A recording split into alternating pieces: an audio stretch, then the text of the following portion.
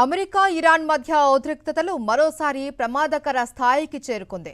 Hormuz జలసంధి పరిసరాలలో Iran క్షిపణి వ్యవస్థలు, వైమానిక రక్షణ కేంద్రాలు, ఐఆర్జీసీ స్పీడ్ బోట్లపై అమెరికా దాడులు చేసింది. కేష్మ్ ద్వీపంలోని సైనిక స్థావరాలపై కూడా దాడులు జరిగినట్లు ఇరాన్ అధికారులు తెలిపారు. మరోవైపు జోర్డాన్, కువైట్, ఖతార్, ఒమన్ తదితర గల్ఫ్ దేశాల్లోని అమెరికా అనుబంధ లక్ష్యాలపై దాడులు జరిపినట్లు ఇరాన్ ప్రకటించింది. హార్మూజ్ జలసంధి నియంత్రణ అంశం ఇరు దేశాల మధ్య ఘర్షణకు ప్రధాన కేంద్రంగా మారింది. సైనిక చర్యలు కొనసాగుతూ ఉండటంతో దౌత్య చర్చలపై ఆశలు మరింత దూరమవుతున్నాయి.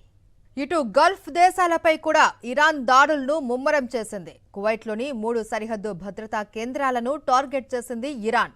సముద్రంలోని కువైట్ ఆయిల్ కంపెనీ డ్రిల్లింగ్ ప్లాట్ఫామ్పై కూడా డ్రోన్ దాడి జరిగినట్లు ఆ దేశ రక్షణ శాఖ వెల్లడించింది. ఈ ఘటనలో ఆస్తి నష్టం వాటిల్లగా ఒక కార్మికుడు గాయపడ్డట్లు అధికారులు తెలిపారు. గల్ఫ్ ప్రాంతంలో భద్రతా పరిస్థితులు మరింత ఉద్రిక్తంగా మారడంతో ఆయా దేశాలు అప్రమత్తమయ్యాయి.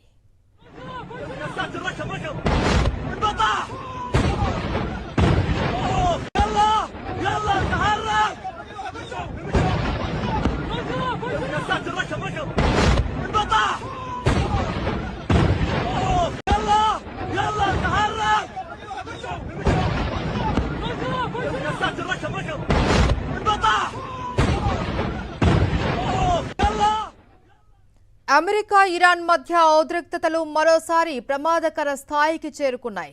హార్మూజ్ జలసంధి పరిసరాలలో ఇరాన్ క్షిపణి వ్యవస్థలు, వైమానిక రక్షణ కేంద్రాలు, ఐఆర్జీసీ స్పీడ్ బోట్లపై అమెరికా దాడులు చేసింది. కేష్మ్ ద్వీపంలోని సైనిక స్థావరాలపై కూడా దాడులు జరిగినట్లు ఇరాన్ అధికారులు తెలిపారు. మరోవైపు జోర్డాన్, కువైట్, ఖతార్, ఒమన్ తదితర గల్ఫ్ దేశాల్లోని అమెరికా అనుబంధ లక్ష్యాలపై కూడా దాడులు జరిపినట్లు ఇరాన్ ప్రకటించింది.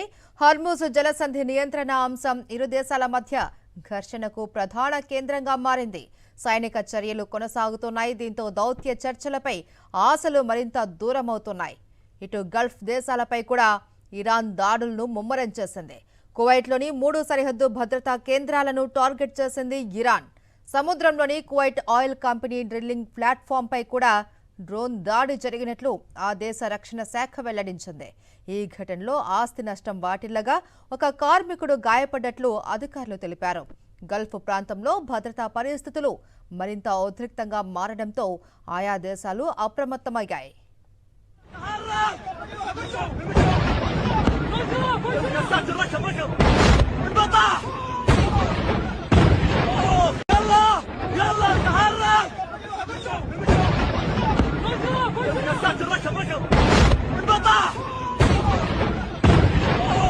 మరిన్ని అప్డేట్స్ కోసం ఛానల్ ను సబ్స్క్రైబ్ చేయండి. నోటిఫికేషన్స్ కోసం బెల్ ఐకాన్ పై క్లిక్ చేయండి.